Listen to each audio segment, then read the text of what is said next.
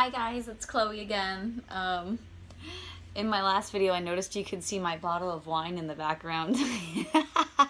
A true exercise professional would have a bottle of wine and a kettlebell all in the same place. Oh my gosh, yes, this is where I do my homework. Chloe's little corner over here. So, thanks for watching. No judging.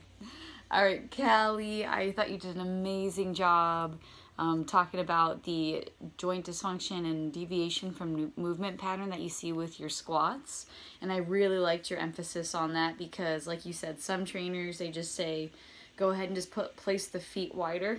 Oh, it's okay, just go a little wider, it'll be fine. But like you said, it doesn't get to what the problem is. It doesn't actually create a resolution moving forward. It just furthers the problem and then actually can cause injury. So I think that was a really good point you made.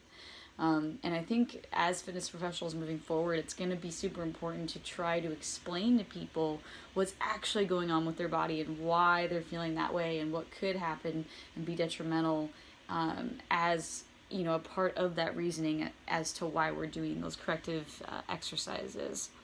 So the regression I chose for your squat is squat to box, which I love because even I have clients now that will kind of forget, even myself, what that really good squat form looks like. And Dr. Brooke Bush talks a really good amount about how you want to make it more simple, right? So just think about sitting down, because when you think sitting down, well, that's super easy. But when you think, oh, let's do a proper squat, they're maybe overthinking it, and maybe the knees go over the toes a little bit, and they can't really figure out where to distribute their body weight to the back or the front of the body. So this is a really good one I like to do, especially with elderly clients, because some of them may feel a little leg atrophy, right? So they're a little bit, maybe they're more fearful of doing a full squat, not knowing if their legs are actually going to catch them or not.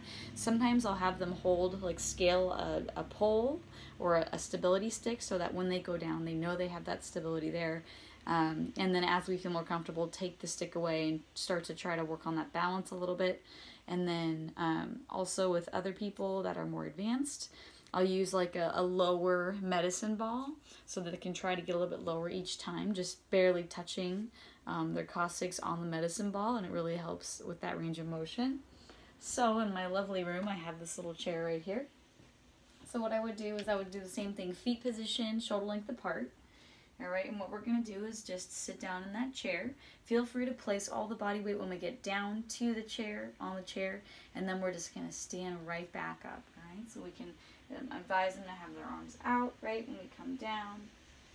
Bringing the arms up just to see that if they have an elevated scapula, right, or arms down, arms fall, and then up we go. So sitting down in that chair, and up we go. And I can also coach them, hey, the more we feel comfortable, let's put less weight as we sit down. Keep more of the weight on the legs. So,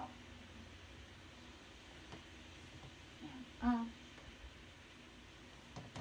and up. Alright, and as we get more comfortable, maybe I'll actually take the chair out and see them just repeat that same movement, and then they'll almost be, you know, like stunned, like, oh, I did that, like, I didn't even know it was that easy. So I love that chair, that squat to chair. I do it a lot with brand new clients so they get a good idea of the movement pattern, and I like to do it for myself too, just to remind myself of what that good form is. So thank you guys for watching. Awesome job, you guys. I really am enjoying watching these videos because it makes me feel like I get to know you more, and hopefully you get to know me more, especially my wine and my kettlebell. I promise I will not drink that for breakfast. Thanks.